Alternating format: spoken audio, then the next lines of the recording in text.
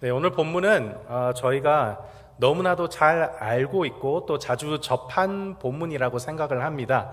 이 범사에 감사하라. 이것이 그리스도 예수 안에서 너희를 향하신 하나님의 뜻이니라. 네, 이 땡스기빙 시즌이 이제 다가오고 있죠. 11월 하면은 이렇게 땡스기빙이 생각나는데 이번 땡스기빙을 맞이하면서 여러분들과 함께 이 감사에 대한 이야기를 한번 나눠보고자 합니다. 이 감사, 이 성경에 보면은 아주 흔히 등장하는 주제입니다. 그리고 성경은 우리가 성도로서의 삶을 살아갈 때 그 살아가야 할 모습은 바로 감사하는 삶이라고 반복적으로 가르쳐주고 있습니다. 그렇다면 이 감사하는 삶이 과연 어떤 삶인가? 어떤 사람이 감사하는 사람이고 어떻게 감사를 할 수 있는가를 이 오늘 본문 우리가 잘 아는 오늘 말씀을 통해 함께 나눠보고자 합니다.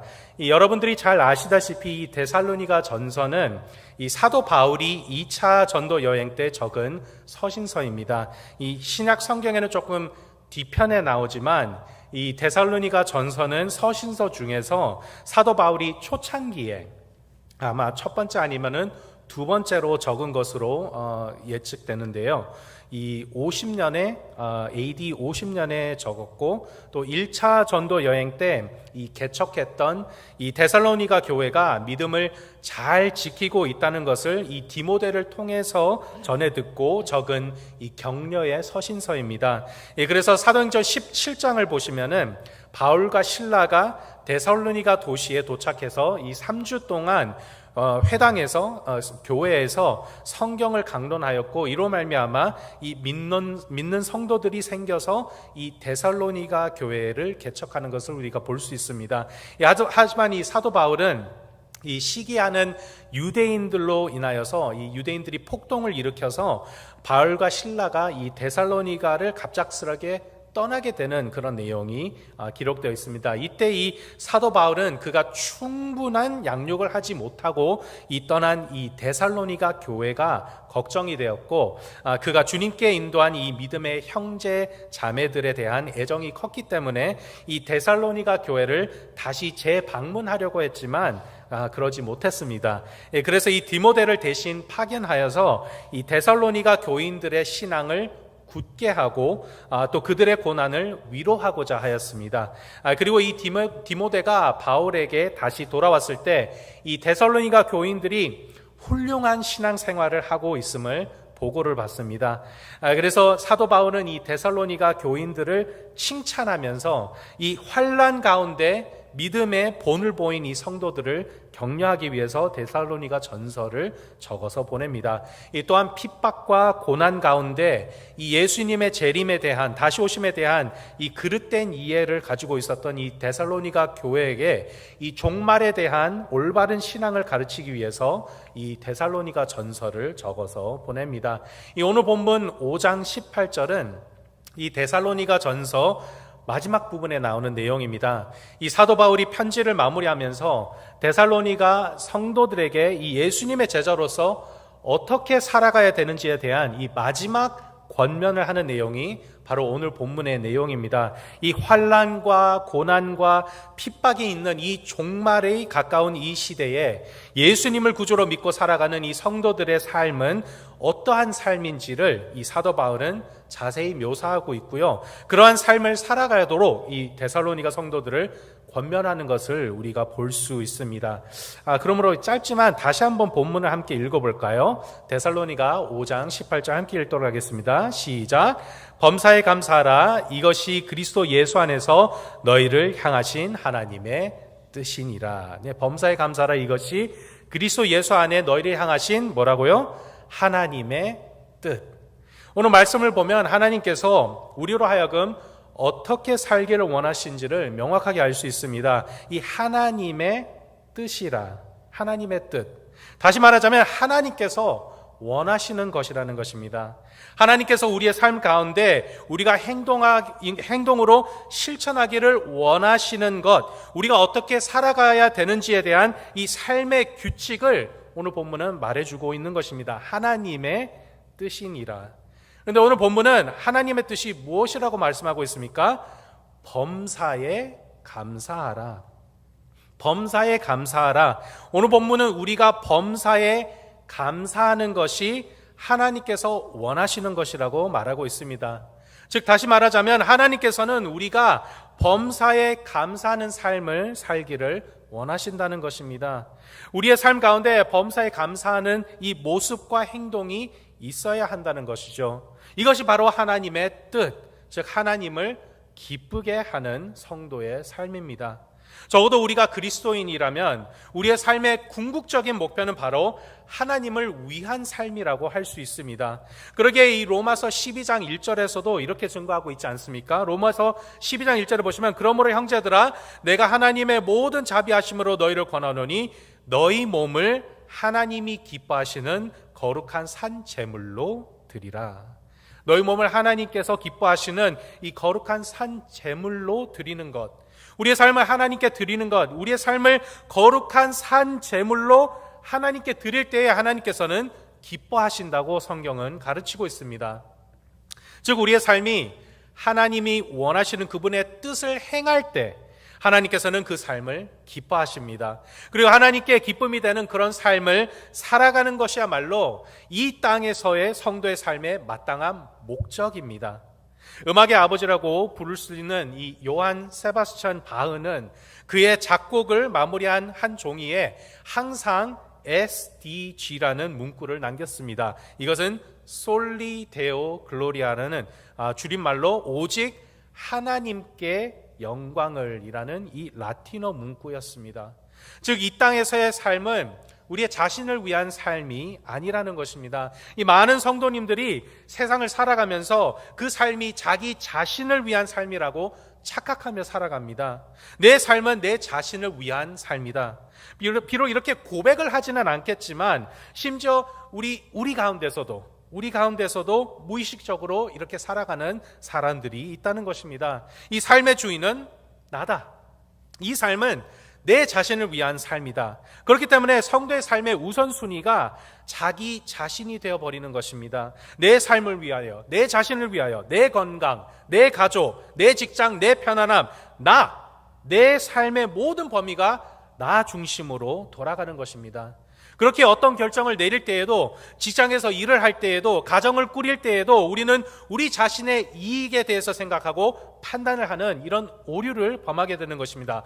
어떤 직장이 나에게 더 나은 삶을 제공할까? 어떤 결정이 나에게 더 유익과 이득이 될까? 무의식 중에서 나 중심의 삶을 살아가고 있다는 것입니다. 그러나 성경은 우리의 삶은 우리의 것이 아니라고 가르치고 있습니다. 우리는 예수님의 귀하신 보혈의 피값으로 산 하나님의 백성입니다. 하나님의 자녀입니다. 우리의 삶의 주인은 우리가 아니라 하나님이란 사실입니다. 그러기에 우리는 우리의 삶은 우리 자신을 위해 사는 것이 아니라 우리의 주인이신 하나님을 위해 살아가는 것입니다. 하나님께서 우리의 주인이 되시고 우리를 다스리시는 왕이시기 때문에 우리의 삶은 하나님을 위해 살아가야 되는 것입니다. 이것이 성경이 가르치고 있는 이 세상의 삶의 핵심적인 본질입니다. 우리가 우리의 주인이 아니라 하나님께서 우리의 삶의 주인인 것을 깨달을 때에 우리는 이 땅에서 하나님께서 원하시는 삶을 살아갈 수 있는 것입니다. 하나님을 기쁘게 하는 그런 삶, 하나님께서 원하시는 삶, 하나님의 뜻에 합당한 삶을 살아가게 되는 것입니다. 이 성경은 하나님을 기쁘게 하는 여러 삶의 모습에 대해 말해주고 있습니다. 그 많은 성도의 삶들 중에서, 모습 중에서 오늘 본문은 감사의 삶에 대해 가르쳐주고 있습니다. 이 범사에 감사하라. 이것이 그리스도 예수 안에서 너희를 향하신 하나님의 뜻이니라. 이 범사에 감사하는 것. 오늘 본문은 하나님께서 그런 기뻐하시는 삶, 하나님께서 우리로 하여금 살아가기를 원하시는 삶은 바로 범사에 감사하는 삶이라고 말씀하고 있습니다. 이 범사에 감사하는 삶이 뭘까요? 어떤 삶일까요? 영어로 보면 in everything 또는 in all circumstances 라고 나와 있습니다. 즉 모든 상황, 모든 일에 감사하라고 말씀하고 있습니다. 모든 상황은 무엇을 말씀하는 거죠? 말 그대로 모든 상황입니다. 이 땅을 살아가면서 어떻게 좋은 일만 있겠습니까? 성경은 성도의 삶 가운데는 고난과 핍박이 있다고 증거하고 있습니다. 즉, 이 땅에서의 삶은 단지 우리가 보기에 좋은 일만 있는 것은 아닙니다. 힘든 일도 있고 눈물 흘릴 일도 있고 아픔과 슬픔, 우리가 어떻게 할 수 없는 수많은 상황들이 있다는 것입니다. 하지만 오늘 본문의 말씀은 그런 모든 상황들 가운데서도 항상 감사하라고 말씀하고 있습니다.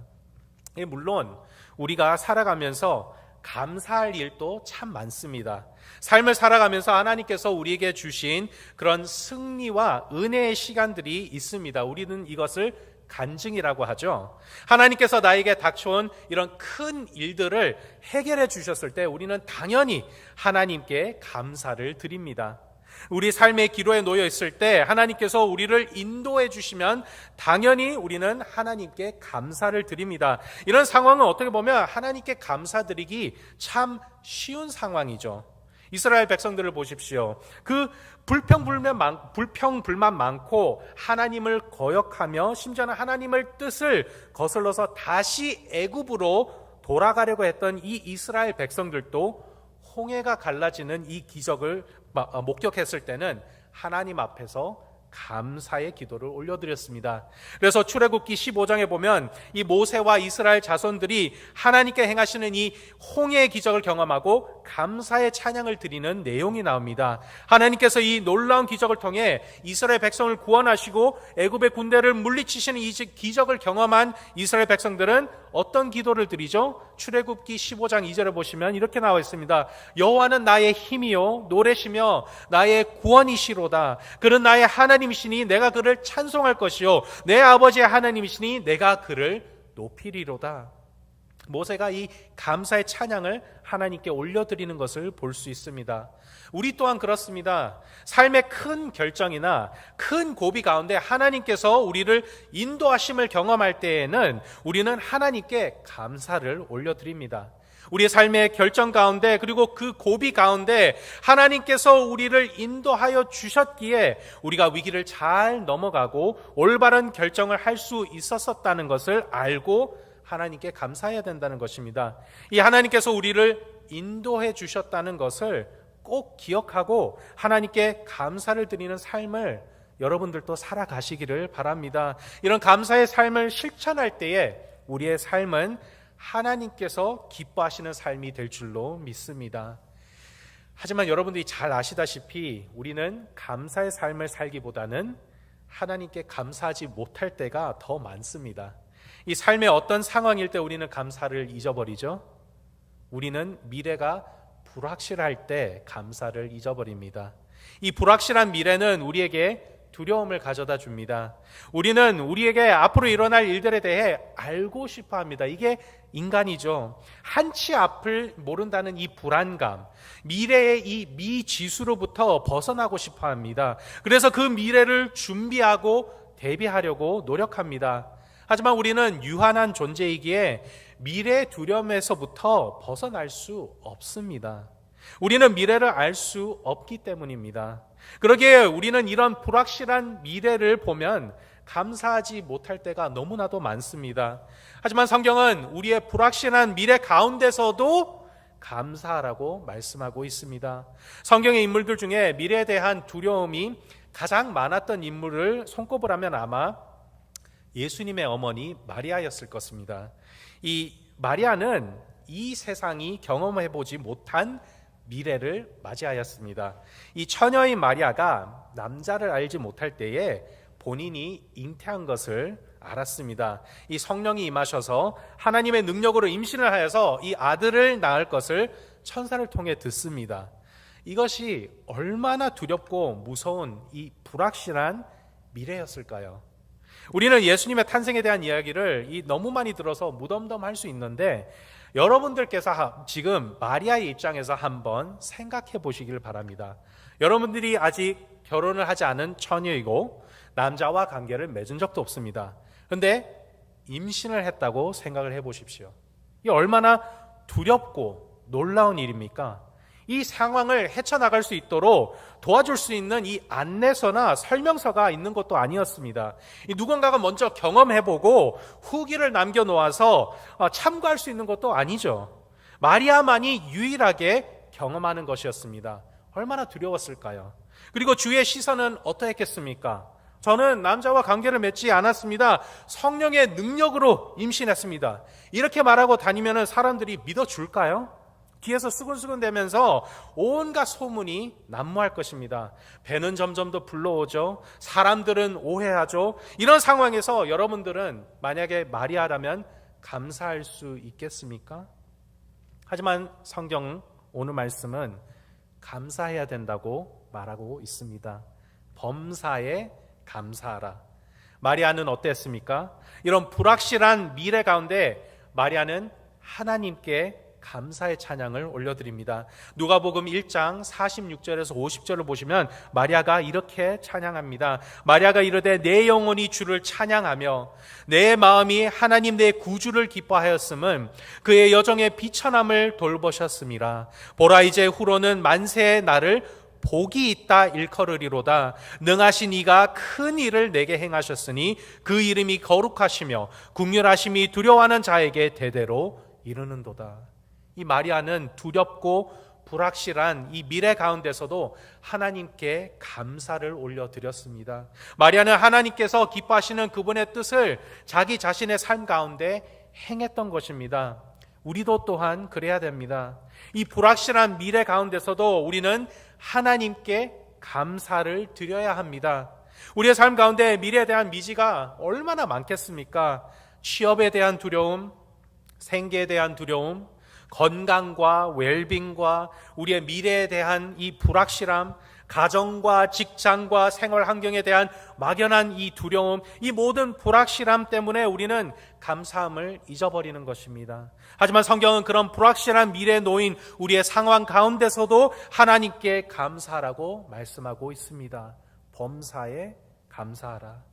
이 두려운 미래가 다가오는 상황에서도 감사의 찬양을 올려드렸던 이 마리아처럼 우리 또한 우리의 삶 가운데서도 하나님께 감사를 올려드려야 될 줄로 믿습니다. 이런 삶을 우리가 살아갈 때에 우리는 비로소 성도로서 하나님을 기쁘게 하는 삶, 하나님의 뜻에 합당한 삶을 살아갈 줄로 믿습니다.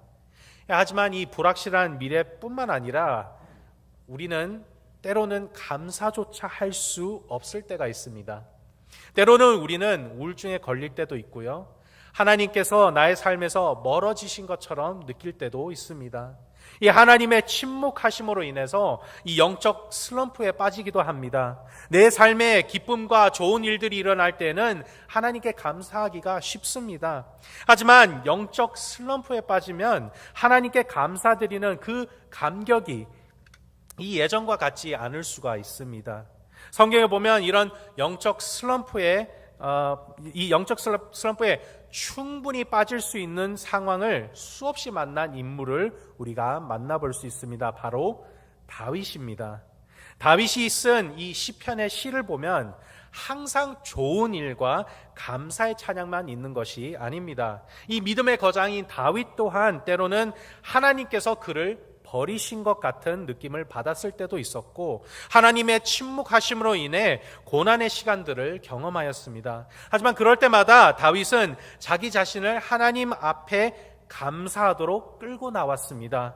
예를 들면 시편 13편에 보면 다윗은 이렇게 하나님께 호소하는 것으로 시를 시작합니다. 보시면 여호와여 어느 때까지나이까 나를 영원히 잊으시나이까 주의 얼굴을 나에게서 어느 때까지 숨기시겠나이까 나의 영혼이 번민하고 종일토록 마음에 근심하기를 어느 때까지 하오며 내 원수가 나를 치며 자랑하기를 어느 때까지 하리이까 여호와 내 하나님이여 나를 생각하사 응답하시고 나의 눈을 밝히소서 두렵건대 내가 사망의 잠을 잘까 하오며 두렵건대 나의 원수가 이르기를 내가 그를 이겼다 할까 하오며 내가 흔들릴 때에 나의 대적들이 기뻐할까 하나이다.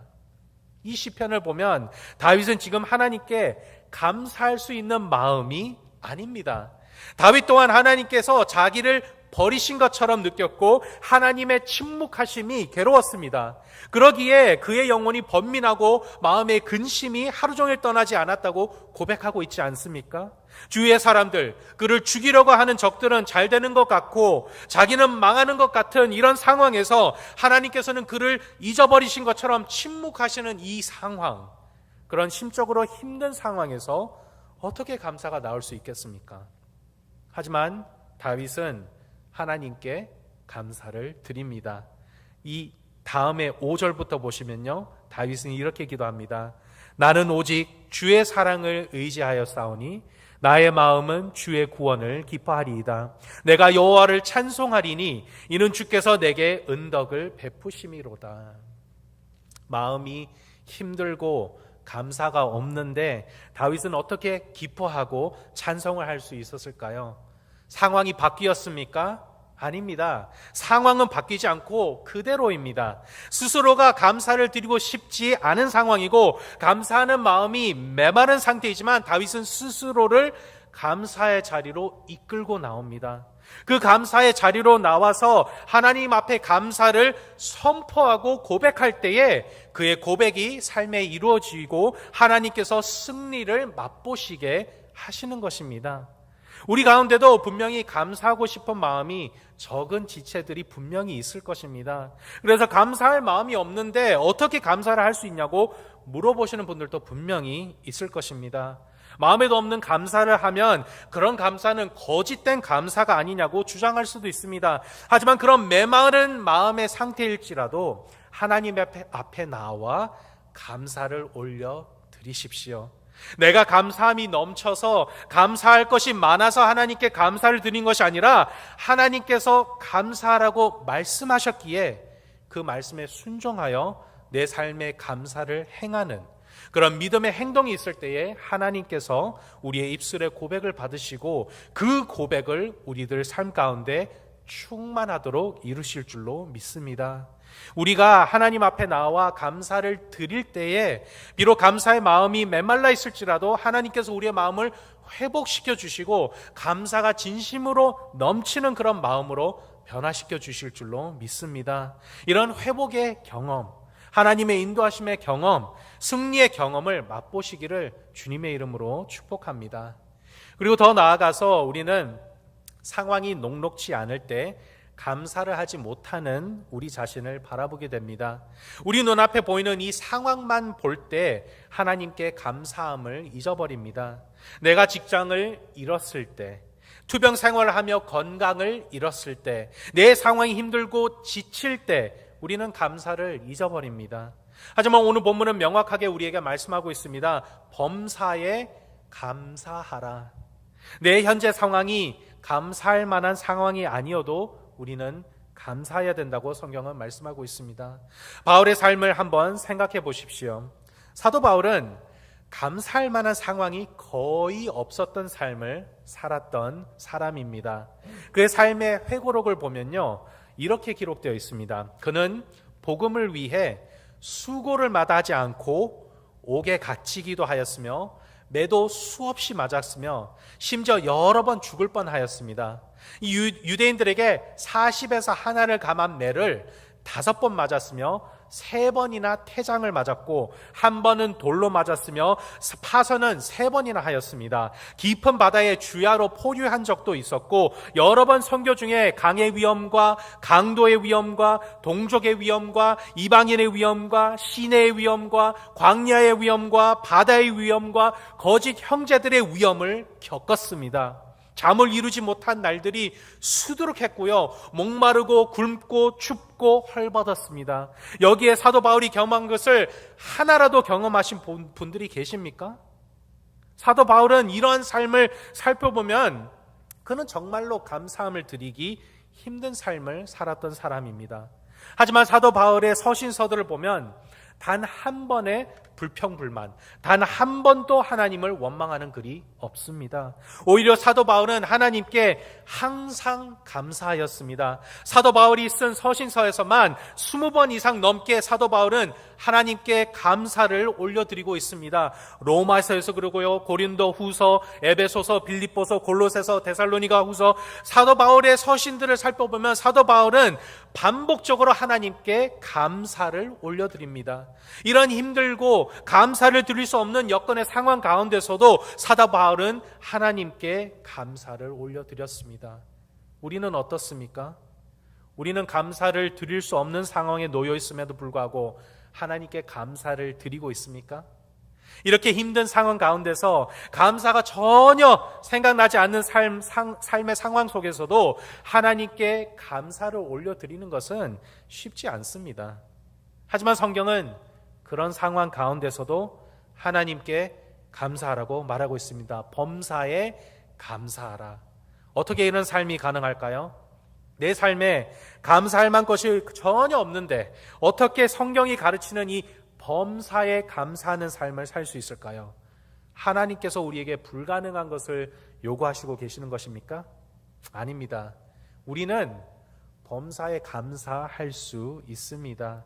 우리가 만약 우리 주위에 일어나는 상황만을 바라본다면 감사하기가 참 어려울 것입니다. 내가 겪고 있는 이 아픔과 고통과 힘듦만 놓고 본다면은 감사하기 정말 어려울 것입니다. 사도 바울 또한 그렇지 않습니까? 이 매질에, 투옥에, 죽을 위기를 셀 수 없을 만큼 겪은 이 사도 바울의 삶만을 본다면은 그는 감사하기가 힘들 것입니다.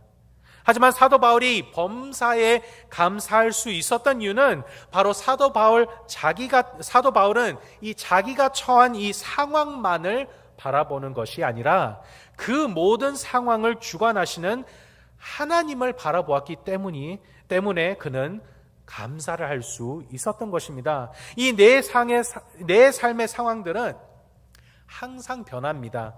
그러기에 우리의 감사가 우리의 상황에 근거한다면은 내 상황이 좋을 때는 감사할 수 있지만 내 상황이 악화되고 내 상황이 녹록치 않을 때는 감사할 수 없을 것입니다. 하지만 성경은 우리에게 범사에 감사하라고 말씀하고 있습니다. 그렇기 때문에 우리는 변할 수 있는 이 상황들을 바라보는 것이 아니라 영원히 변함이 없으신 하나님 아버지만을 바라봐야 됩니다. 우리의 모든 상황을 아시고 그 모든 것을 주관하시고 허락하시는 이 하나님 아버지께 우리 시선을 둘 때에 우리는 매사에 감사할 수 있는 것입니다. 비록 내 상황이 나아지지 않았고 바뀐 것이 없지만 우리를 사랑하시고 우리를 인도해 주시는 그 신실하신 하나님 아버지를 신뢰하며 바라볼 때에 우리의 삶은 감사로 넘쳐날 것입니다. 그 중에도 가장 궁극적인 감사는 바로 예수님의 십자가에 대한 그 사랑에 대한 감사입니다. 이 로마서 5장 8절에 보면 이렇게 얘기하죠. 우리가 아직 죄인 되었을 때에 그리스도께서 우리를 위하여 죽으심으로 하나님께서 우리에 대한 자기의 사랑을 확증하셨느니라.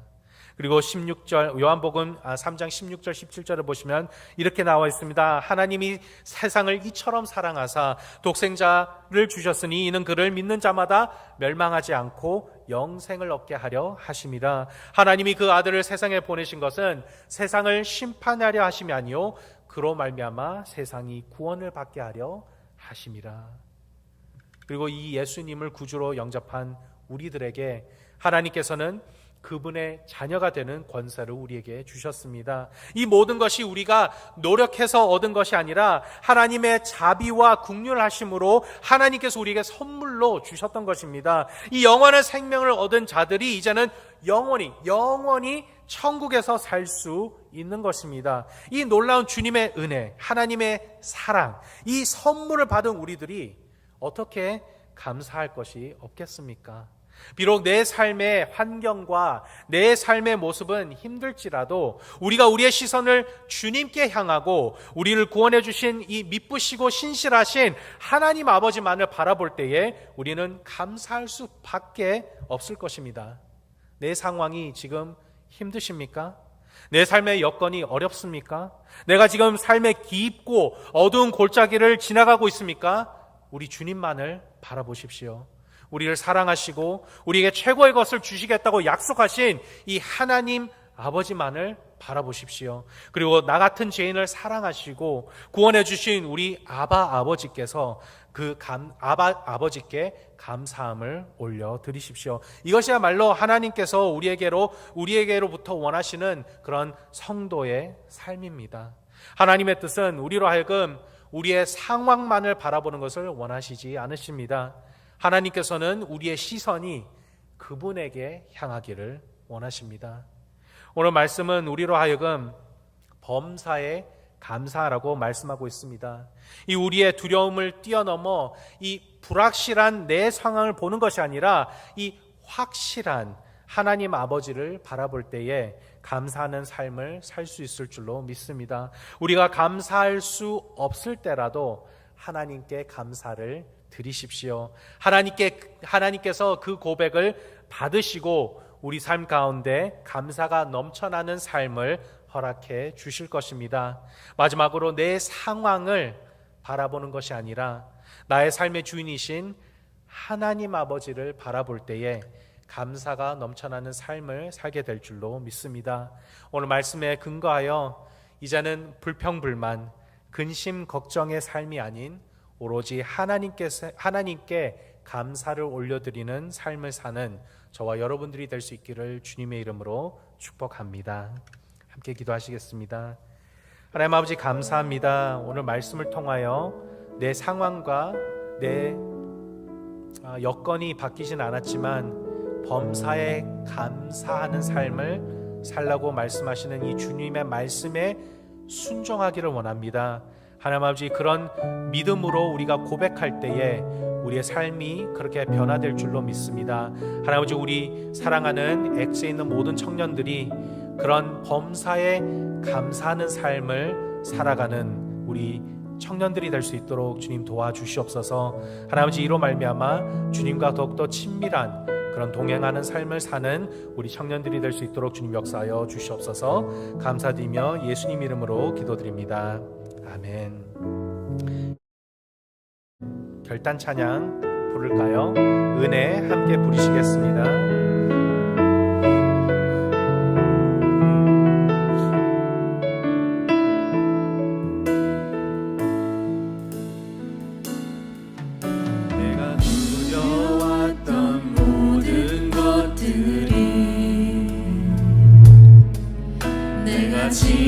지나왔던 모든 시간이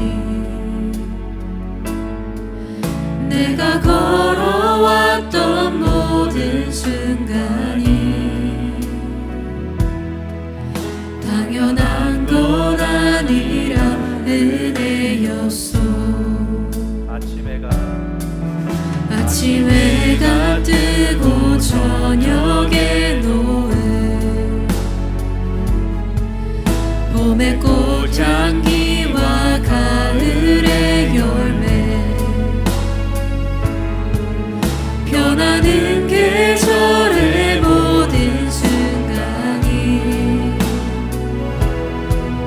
당연한 것 아니라 은혜였소. 모든 것이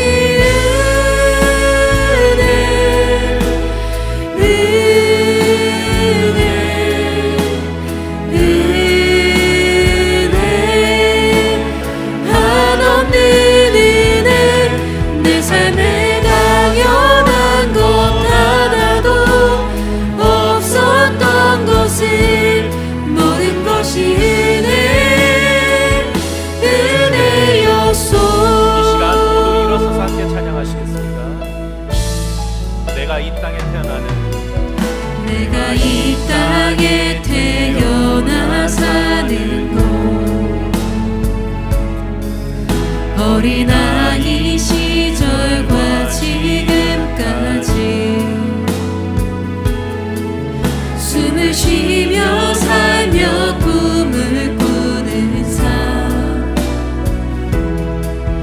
당연한 것 아니라 은혜였소. 내가 하나님의 자녀로 살며 오늘 찬양하고 예배하는 삶 복음을 전할 수 있는 축복이 당연한 것 아니라 은혜였소.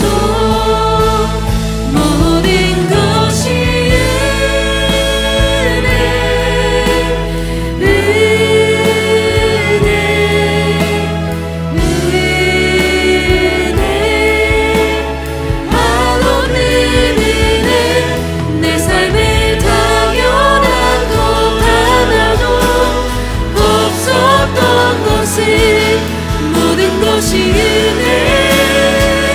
은혜여서 모든 것이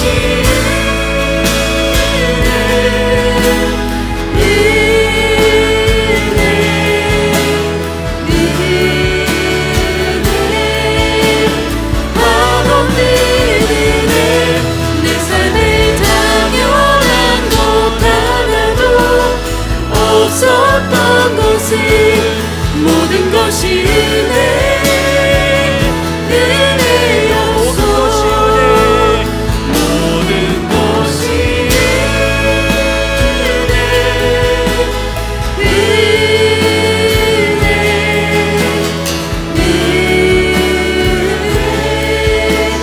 한없는 은혜 내 삶에 당연한 것 하나도 없었던 것은 모든 것이 은혜여서 모든 것이